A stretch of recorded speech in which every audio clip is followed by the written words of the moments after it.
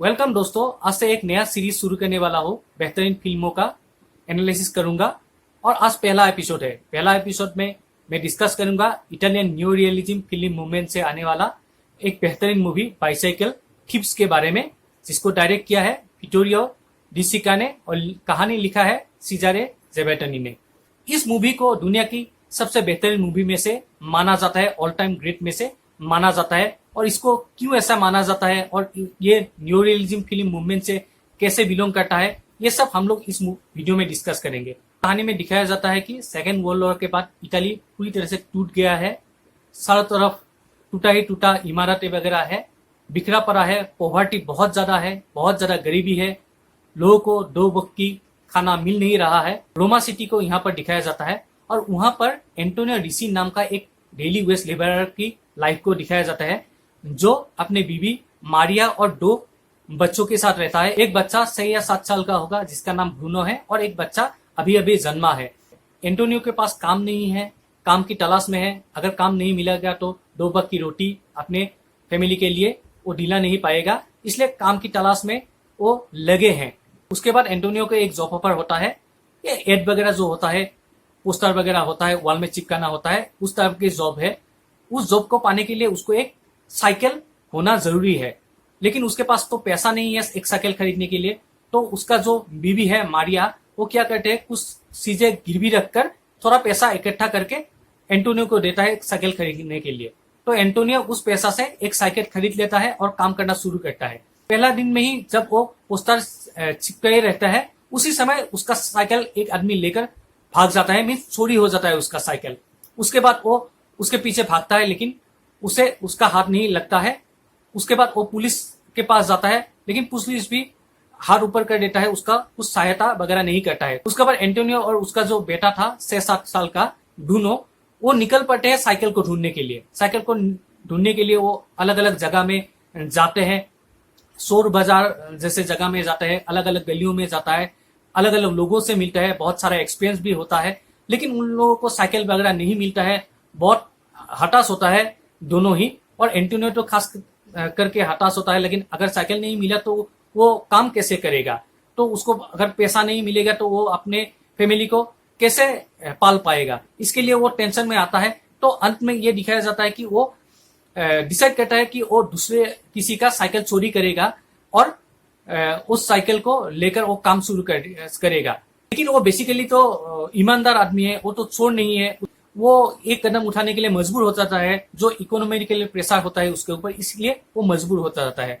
तो ये वो क्या करता है, वो एक जगह जाकर एक साइकिल लेकर भागना ही चाहता था, लेकिन वहां पर आदमी लोग आ जाता है और उसको पकड़ के मारता है। दोनों दूर से वो देखता है। उसके बाद आदमी लोग उसको मार के वहां से चला जाता है। तो ब्रूनो उसके पास आता है और दोनों रोता है, थोड़ा बहुत दुखी वगैरह होता है, और उसके बाद वो लोग वॉकिंग करके वहां से चला जाता है। यहाँ पर ही मूवी खत्म होता है। बहुत ही इमोशनल टची एंडिंग है। और इस एंडिंग का एक खासियत है कि ये एंडिंग जो डायरेक्टर है विटोरियो डी सिका इंस्पायर्ड हुआ था चार्ली चैपलिन की मूवी से। चार्ली चैपलिन को एक ट्रिब्यूट देते हैं, ऐसे बताया जाता है। मैं यही बात बताना चाहता हूँ कि इसको न्यू रियलिज्म क्यों कहा जाता है।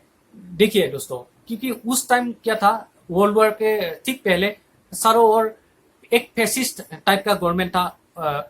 जर्मनी में जैसे हिटलर था, तो इटाली में बेनिटो मुसोलिनी का राज था। वो एक फैसिस्ट गवर्नमेंट चला रहा था।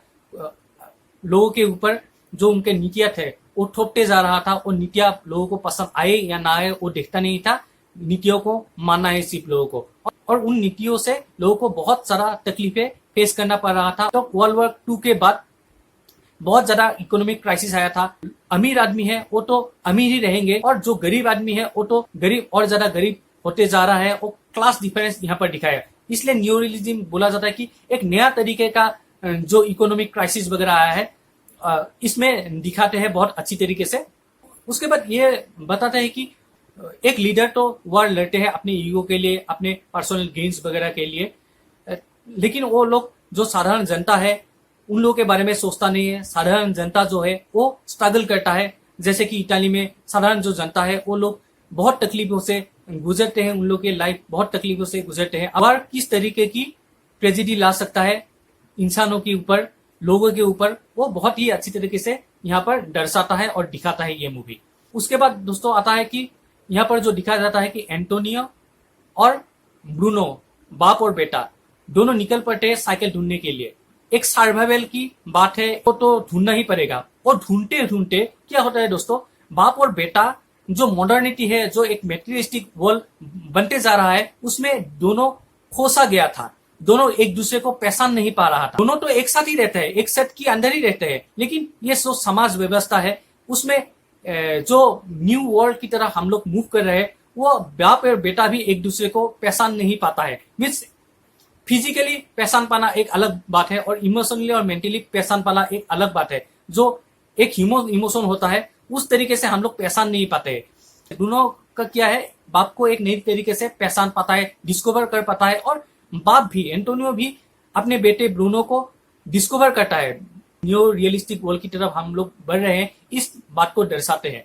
चौथी पॉइंट में आता है, जो यहाँ पर जो किरदार है, जिन लोगों ने परफॉर्मेंस वगैरह किया है, वो सब नॉन प्रोफेशनल बैकग्राउंड से है, सब ट्रेंड आर्टिस्ट नहीं है। नॉन ट्रेंड आर्टिस्ट से यहाँ पर एक्टिंग करवाया गया है और बहुत ही बेहतरीन तरीके से एक नेचुरल और रियलिस्टिक तरीके से प्रेजेंट किया है।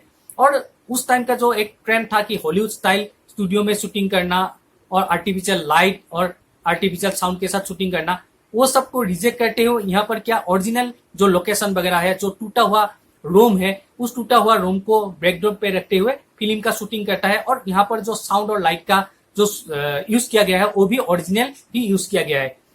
ये भी एक नया एक्सपेरिमेंटल बोल सकते हैं, न्यू रियलिज्म में किया हुआ एक एक्सपेरिमेंट है, जो फिल्म मेकिंग मूवमेंट को ही चेंज कर दिया था। एक नया नजरिया दिया था फिल्म मेकर्स को फिल्म मेकिंग को देखने के लिए। यहाँ पर मुख्य किरदार में दिखते हैं लियोनेला कैरेल, उम्बर्टो मैगिरोनी और एंजो सियोला। ये जो न्यू रियलिज्म मूवमेंट था और ये जो मूवी है बाइसिकल थीव्स, ये बहुत सारे फिल्म मेकर्स को अराउंड द वर्ल्ड इंस्पायर करते हैं और इंडिया में भी कई सारे डायरेक्टर्स को इन्फ्लुएंस किए थे। उनमें से सत्यजीत रे, विमल रॉय को भी किया था। उनका जो मूवी है पत्थर पासाली, वो बाइसिकल थीव्स से ही इंस्पायर्ड है। और विमल रॉय का जो मूवी था 2 बीघा जमीन, वो भी बाइसिकल थीव्स से ही इंस्पायर्ड है। तो ये मूवी को एक माइलस्टोन की तरह देखा जाता है और आज भी लोग पसंद करते हैं, आज भी क्रिटिसिज्म होता है और रिव्यू वगैरह निकल के ही जाता है। इसलिए मैंने भी पहला एपिसोड के लिए ये मूवी को चूज किया क्योंकि ये बेहतरीन मूवी है to come out from a film industry. शायद आप लोगों को ये वीडियो पसंद आया होगा। अगर पसंद आया है तो आप लोग लाइक कर दीजिए और आप लोग शेयर करना मत भूलिएगा। तो ऐसा ग्रेट मूवीज के बारे में मैं वीडियो लाता रहूंगा और डिटेल्स हम लोग एनालिसिस करेंगे, बातें करेंगे। तो आप लोग जरूर मेरे इस चैनल को प्लीज सब्सक्राइब कीजिए दोस्तों। और एक वीडियो के साथ मिलते हैं, अब तक के लिए बाय।